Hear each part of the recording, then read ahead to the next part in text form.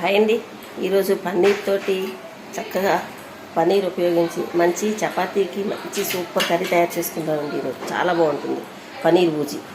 దీనికోసం ఫస్ట్గా ప్యాన్ పెట్టుకొని ఒక 3 స్పూన్లు ఆయిల్ వేసుకొని 1/2 స్పూన్ జీలకర్ర, 2-3 పచ్చిమిరపకాయలు, కొంచెం కరివేపాకు, మీడియం సైజు 3 ఉల్లిపాయలు చిన్న చిన్న ముక్కలు కట్ చేసుకొని వేయించుకోవాలండి.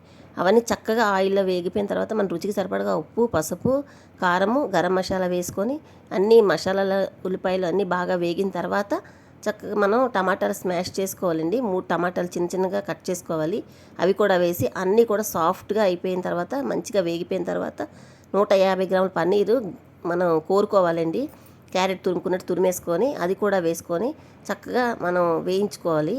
వేయించుకున్న తర్వాత ఇంకా అంతా మగ్గిపోయింది కదా, అప్పుడు కొత్తిమీర జల్లుకొని డిష్ అవుట్ చేసుకుంటే ఈ పన్నీర్ కీమా కర్రీ లేదా పన్నీర్ బూజీ అంటారు. ఇది రైస్, రోటీ, చపాతీలకు చాలా బాగుంటుంది.